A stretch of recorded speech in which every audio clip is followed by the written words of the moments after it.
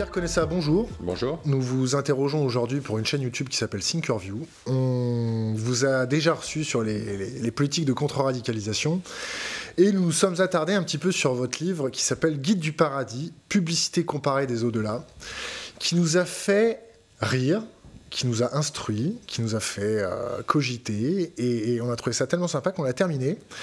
Et on pourrait comparer cet ouvrage, nous, dans notre langage internet, un Lonely Planet ou un TripAdvisor ou un guide du routard du paradis, mélangé avec la pointe d'humour, le cynisme de George Carlin, et c'est déjà pas mal. Pierre Conessa, racontez-moi un petit peu la genèse de ce livre. Ce livre a déjà quelques années derrière lui et il est parti de constats qui tenaient à mes activités de stratège. Quoi ? Ouais. Tu veux que je le ferme ou non, juste le col qui... Ah d'accord, ok. C'est pas grave. Allez, vas-y. Donc, je recommence. Donc ce livre a déjà quelques années derrière lui. Il était parti de mes constats à l'époque où je travaillais sur les affaires stratégiques, qui était un constat de bon sens, c'est-à-dire que toutes les grandes religions étaient atteintes par des formes de radicalisation. Et en général, toutes ces radicalisations avaient comme promesse commune le fait de garantir l'accès au paradis. Et puis ensuite, il y a eu la guerre en Irak. Et alors, sur la guerre en Irak, je me suis posé une question qui est en fait une question de bon sens. C'est-à-dire, comme chacun des deux camps se battait au nom de Dieu, rappelez-vous que George Bush parlait d'une croisade et qu'en face, on avait effectivement des gens qui se sont mobilisés essentiellement sur le fait de l'anti-croisade, c'est-à-dire sur le djihad. Je me suis dit, mais finalement, les Américains tués par les Irakiens vont-ils au paradis des chrétiens ou dans l'enfer des musulmans? Et inversement. Et la question est légitime, parce que quand même, on ne peut pas commencer une guerre sans avoir répondu à cette question. Donc je me suis dit, mais depuis le temps que les hommes se foutent sur la gueule pour expliquer qu'ils ont le Dieu unique et miséricordieux, la seule manière de rendre compatibles toutes ces théories, c'est de dire qu'il y a plusieurs dieux uniques. Et c'est effectivement la seule explication logique de la description différente des paradis dans les différentes religions. Et donc je me suis dit, mais si c'est l'endroit où on va passer le plus de temps, parce que c'est quand même la vie éternelle, il vaut mieux se renseigner sur les caractéristiques de chacun des paradis, parce que si on hérite bêtement de la religion de ses parents, on se retrouve orienté à la fin de sa vie, mais sans avoir fait l'évaluation du marché. Si on considère que la seule loi effectivement respectée par toutes les religions, c'est la loi du marché, donc que la main invisible d'Adam Smith est probablement la main de Dieu, je me suis dit, il faut que le consommateur se renseigne. Et donc j'ai essayé d'écrire ce bouquin, c'est-à-dire finalement... Qu'est-ce qui différencie tous ces paradis? Quel est le meilleur moyen d'accéder à celui-là plutôt qu'à celui-là? Et puis surtout, si vous voulez, c'est un paysage économique extrêmement intéressant parce qu'il y a un duopole, qui est grosso modo le christianisme et l'islam. Il y a une PME très identifiée qui est le paradis juif, qui est pratiquement sanctuarisé, qui donc ne cherche pas à mordre sur les deux autres. Et puis il y a un marché de start-up formidable qui est celui des sectes, qui continuellement se renouvelle avec des promesses nouvelles, avec des explications nouvelles, avec des messies nouveaux. Et donc je me suis dit, effectivement, ça vaut la peine de faire le tour du marché. Vous êtes penché un petit peu sur l'église de Scientologie? Ah ben bien sûr, oui, bien sûr. Parce que, justement, le marché se renouvelle par les sectes. C'est ça qui, aujourd'hui, est le paysage le plus mouvant. Le sectarisme touchant tout aussi bien la religion juive que l'islam ou que le christianisme. Simplement, les différences, c'est que dans le christianisme et dans la religion et dans la pratique sunnite de l'islam, dans la pratique chiite de l'islam, il y a des hiérarchies religieuses. Tandis que dans les autres, il n'y en a pas. Donc c'est toujours très difficile de les qualifier de sectes, parce qu'en fait, ces religions, le sunnisme et le judaïsme, se sont toujours habitués à ce qu'il y ait des gens qui tout à coup s'annoncent comme le Messie et développent une nouvelle pratique. Mais il reste que quand on utilise la sociologie des sectes, on se rend compte qu'effectivement c'est un renouvellement du marché par une promesse perpétuellement nouvelle, dont justement l'église de Scientologie, dont l'ordre du Temple solaire, dont le Jim Jones en Guyana, etc.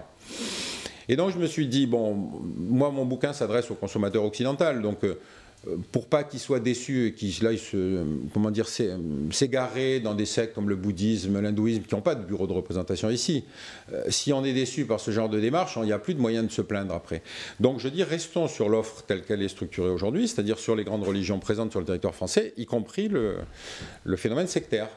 Voilà, donc j'ai essayé de faire ça comme un guide de voyage, c'est-à-dire, ma foi, connaître le marché, connaître les caractéristiques de chacune des offres, comment y aller, comment gagner des miles gratuits, etc. Et vous posez 10 questions.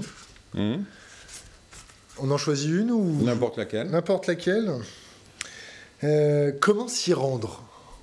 Ah, ça c'est une question de localisation géographique, parce que d'abord il faut effectivement faire le choix, d'abord choisir évidemment le paradis qui correspond plus à ses moyens et à ses goûts. Bon.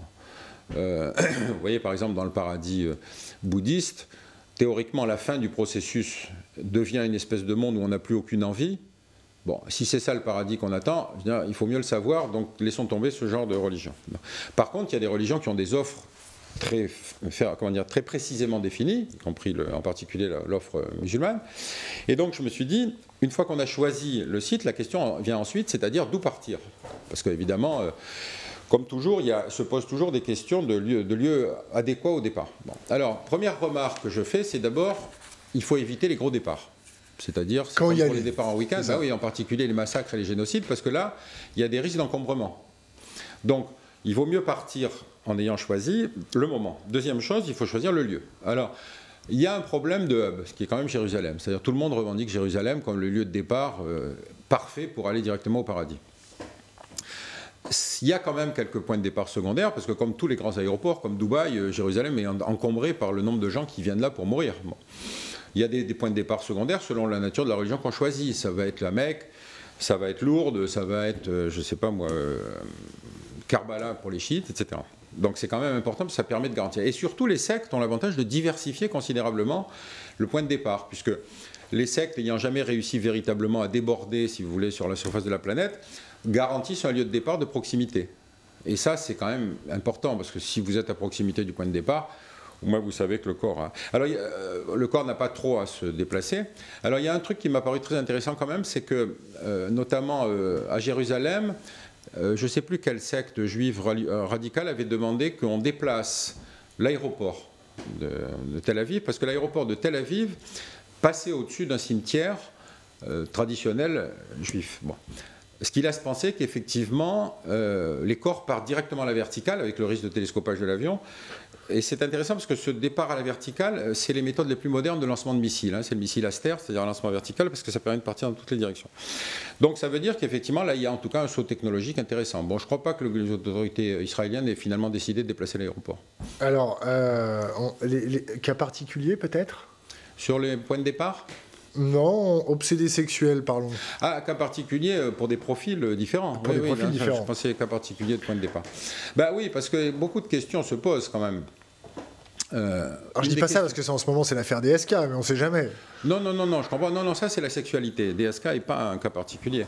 La sexualité est largement traitée dans l'Ancien Testament. Je veux dire, Salomon, il en avait 600 des femmes, donc visiblement, je ne sais pas si DSK a atteint ces chiffres-là, mais Mahomet avait officiellement, je crois, 4 femmes, mais en fait, il y en avait 9 qui vivaient autour de lui. Donc, encore une fois, c'est pas le cas DSK est plutôt normé, si vous voulez, c'est pas la question. Oui, les histoires de l'Ancien Testament sont à mourir de rire. Je veux dire, le type qui... je ne sais plus, je crois que c'est Jacob ou Abraham, je ne me souviens plus. Enfin, il fait sa femme ayant 90 ans, n'ayant pas pu avoir d'enfant, lui propose son esclave avec laquelle il y a des enfants, etc. Et finalement, sa femme finalement accouche. Le fils de sa femme devient Israël et le fils de son esclave devient Ismaël. Et vous connaissez les problèmes d'héritage qui ont succédé, puisque finalement, chacun se dispute la paternité, entre juifs et musulmans. Non, la question qui m'avait occupé, c'est quand même... En fonction de la nature des prestations qui sont offertes, se posent des questions. Par exemple, dans le paradis musulman, si vous êtes un handicapé dans la vie, est-ce que vous arrivez entier ?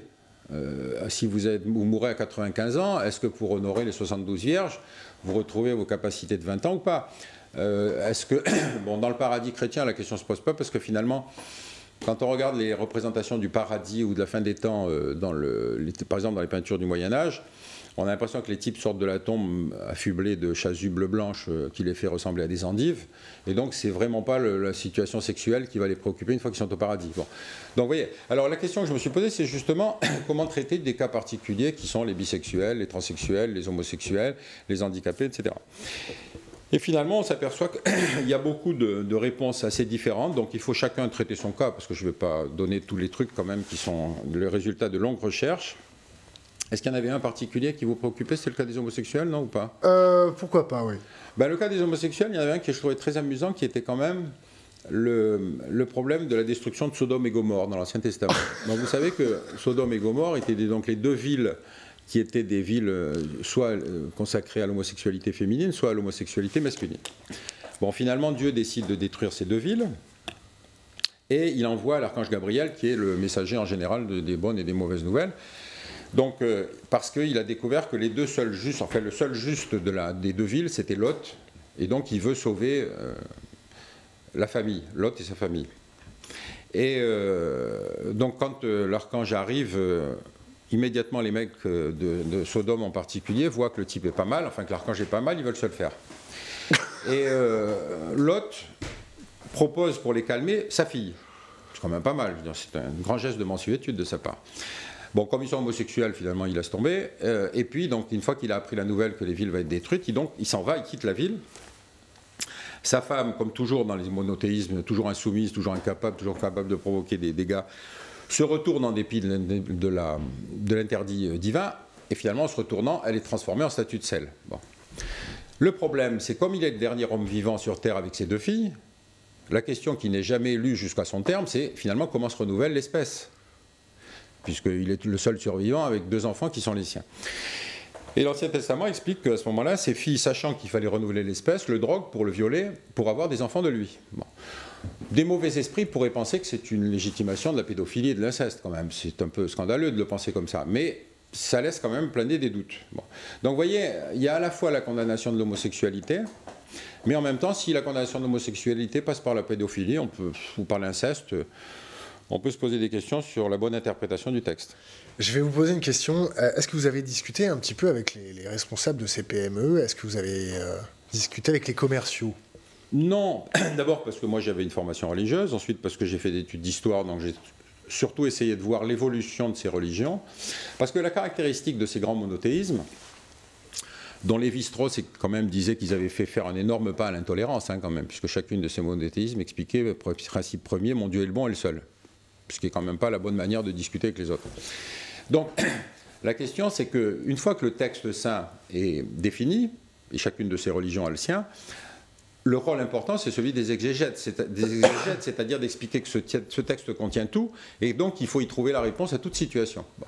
Et donc ces exégètes, qu'ils soient hiérarchie religieuse, qu'ils soient imams, qu'ils soient grande mosquée Al-Azhar, qu'ils soient le Sanhédrin, peu importe, ont tous fait des efforts intellectuels extraordinaires pour expliquer qu'en fait, il y avait réponse à tout dans les textes. Donc, je n'ai pas discuté avec eux.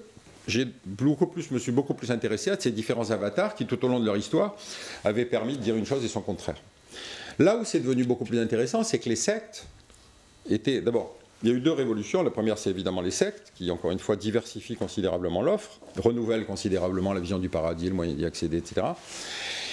Parce que dans les sectes, il y a quand même les sectes ufologiques, c'est-à-dire les sectes des petits hommes verts, les Raël. Donc ouais. Là, il vous garantit... Alors, ce qui était intéressant dans le cas de Raël, c'est que ce type avait un passé de pilote de course. Oui. Et en fait, il n'a jamais utilisé ses super pouvoirs pour gagner une course. Donc il faut saluer l'honnêteté intellectuelle de l'homme, parce que finalement, on aurait pu penser qu'à lui tout seul, il était capable, dans toutes les cas de cause, d'utiliser ses super pouvoirs. Bon.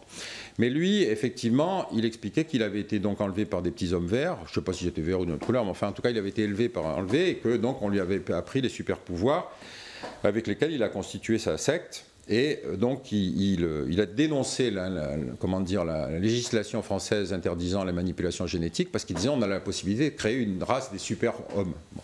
Le dernier qui avait essayé les super-hommes, c'était Hitler, si je me souviens bien, mais enfin, lui, il n'avait pas parlé des petits hommes verts. Donc, si vous voulez, il y a toutes ces sectes de types qui prétendent que les soucoupes volantes, les petits hommes verts, etc. Alors, les sectes sont très intéressantes parce qu'en général, elles sont passées au stade de l'Internet. Est-ce que vous pensez que Google est une secte? Google? Oui. Non, pourquoi? Facebook? Non. Je crois qu'il ne faut pas confondre. Là, les sectes, c'est vraiment un gourou, un type qui a un discours, aussi extraordinaire qu'il soit, et surtout une forme d'organisation sociale qui est une emprise totale sur la communauté. Avec un discours... Vous décrivez Google, là? Ah, pourquoi Google? Google, avec son leader qui veut améliorer la race humaine. Ça, je ne sais pas, je n'ai pas suivi. Peut-être qu'il faut l'inclure, mais comme mon texte, il est ancien, il est de 2004. À l'époque, Google n'avait pas un rôle aussi important.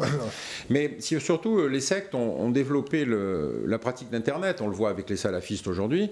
C'est-à-dire que là, on a la possibilité de faire le tour de l'offre sans trop se bouger. Et puis surtout, même dans les grands monothéismes, il y a de plus en plus de communication par Internet interposée ou par télévision interposée. Par exemple, les téléprédicateurs américains sont de formidables entreprises commerciales où le type vous promet le paradis, bien évidemment. Souvent, des fois, il vous annonce même la date de la fin du monde, mais une date glissante quand même, parce que, comme disait l'autre, tous les jours nous rapprochent de la fin du monde, ce qui est vrai. Voilà une prédiction qui ne risque pas d'être contredite. Et donc, les téléprédicateurs, qui fonctionnent comme les télé-imams, hein, les télé-théologiens d'Égypte ou du Golfe, et donc qui vous font du discours religieux avec des promesses, avec des explications, des comportements sur la vie quotidienne, etc.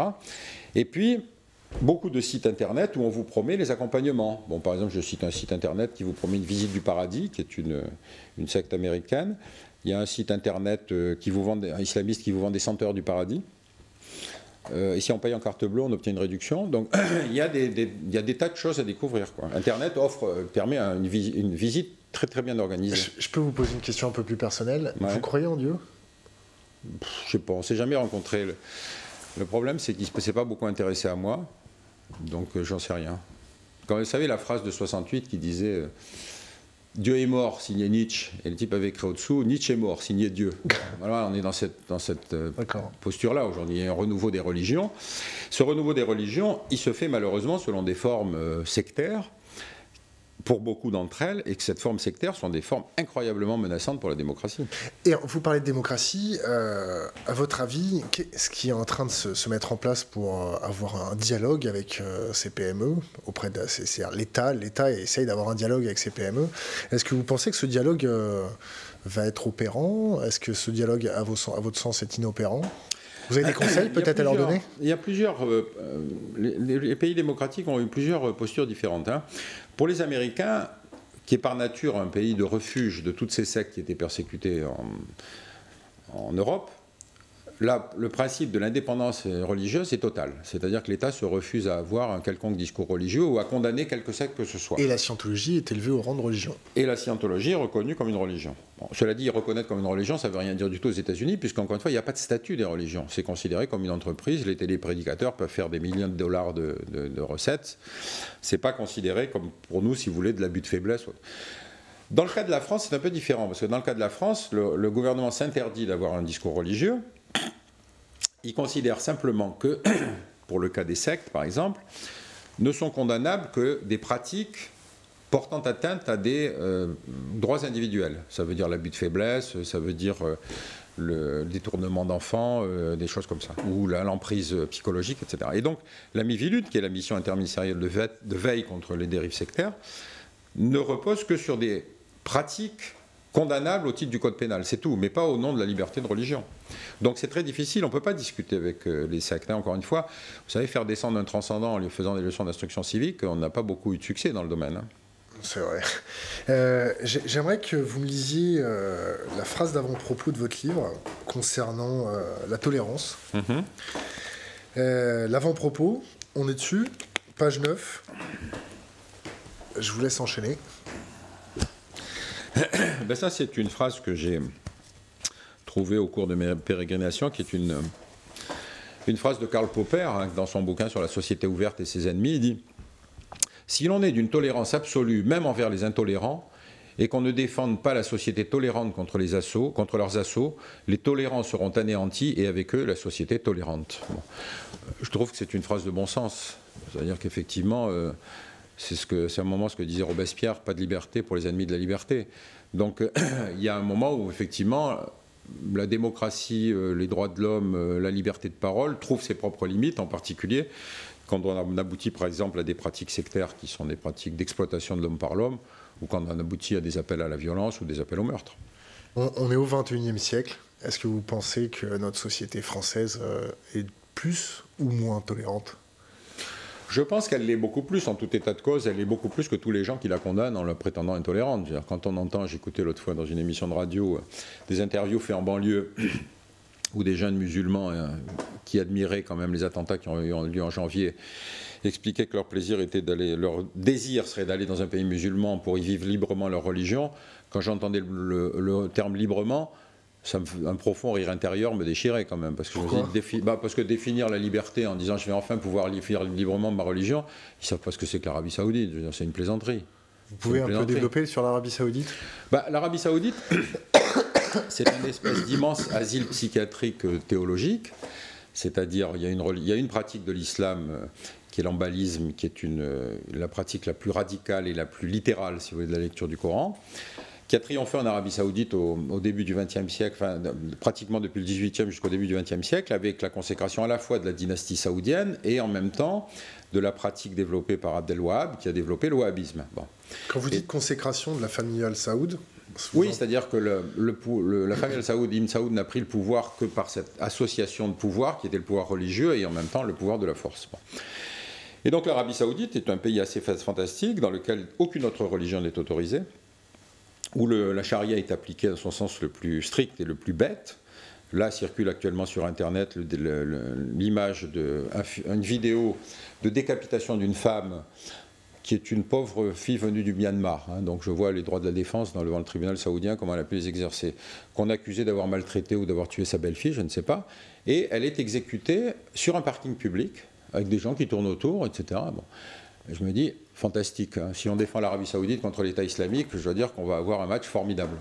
Donc il faut s'imaginer ce que peut être une ville d'Arabie Saoudite. Une ville dans laquelle il n'y a pas de cinéma, il n'y a pas de théâtre, il n'y a pas de lieu culturel, si ce n'est d'aller à la mosquée, et qu'il n'y a que des centres commerciaux.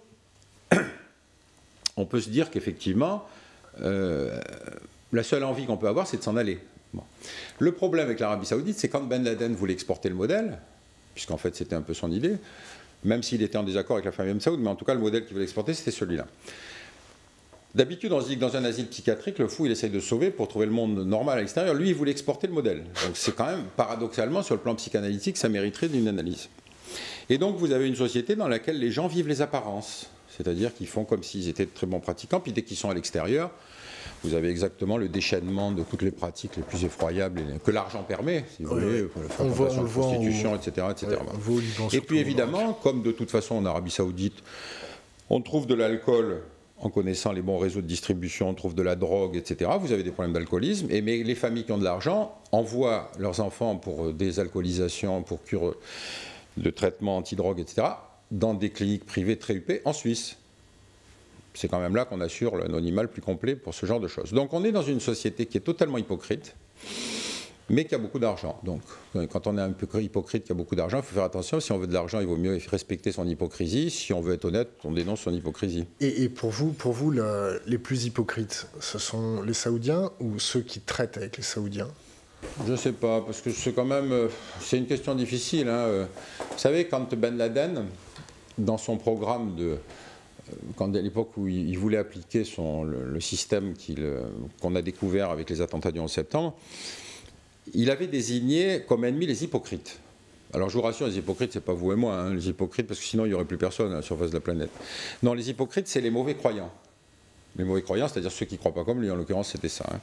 Donc, si c'est la catégorie hypocrite au sens Ben Laden du terme, c'est une querelle intra-musulmane.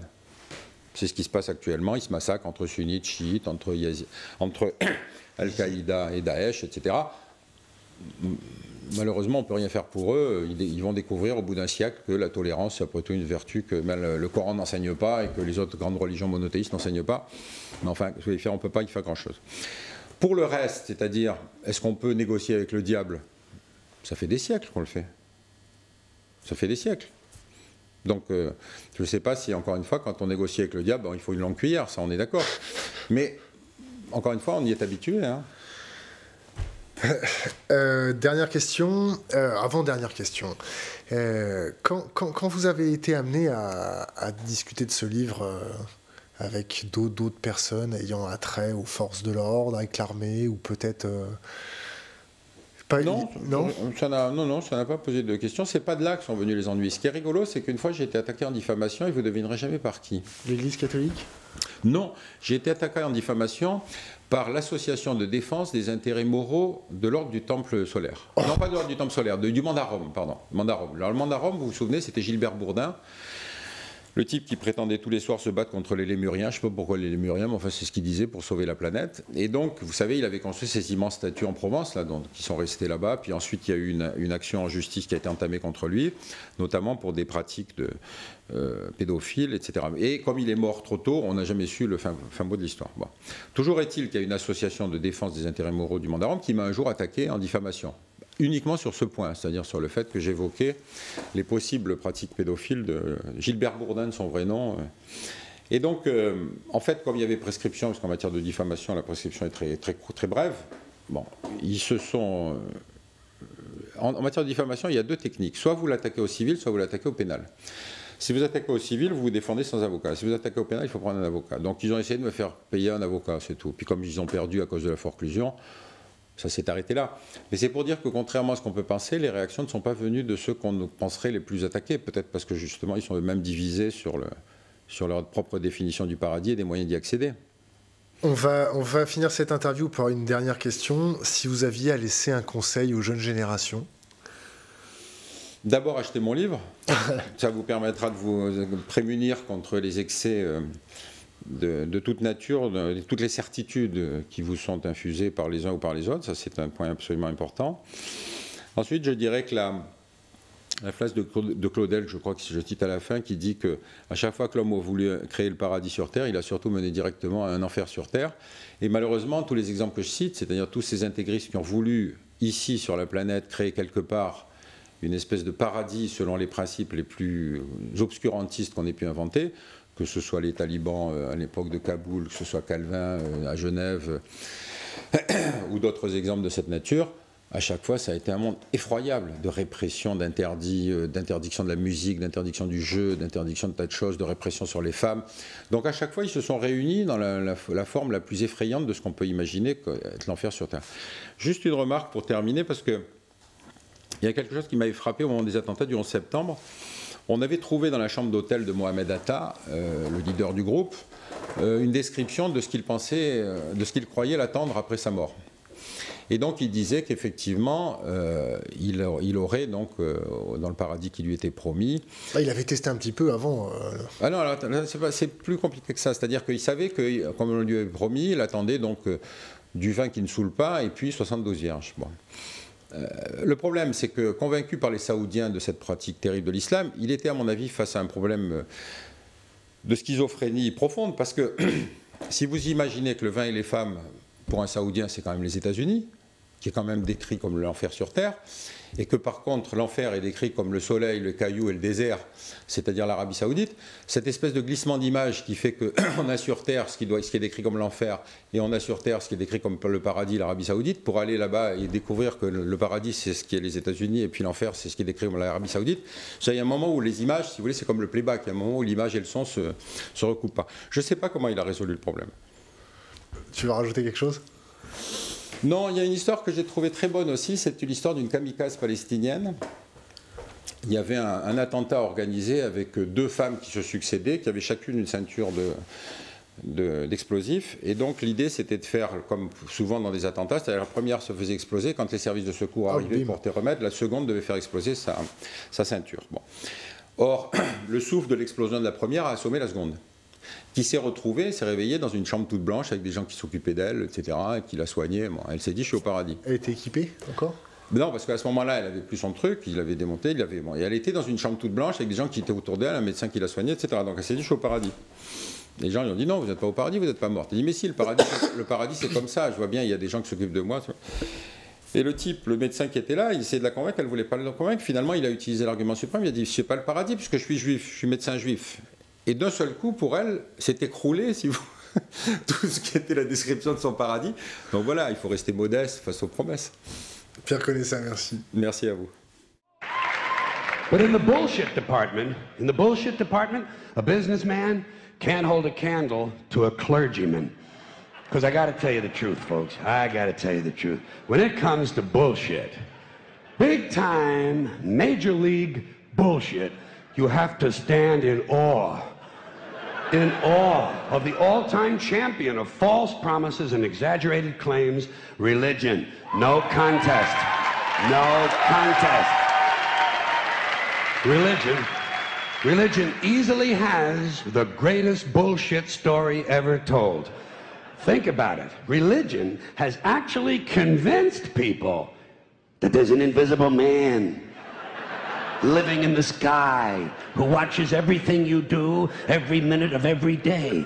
And the invisible man has a special list of 10 things he does not want you to do. And if you do any of these 10 things, he has a special place full of fire and smoke and burning and torture and anguish, where he will send you to live and suffer and burn and choke and scream and cry forever and ever till the end of time. But he loves you.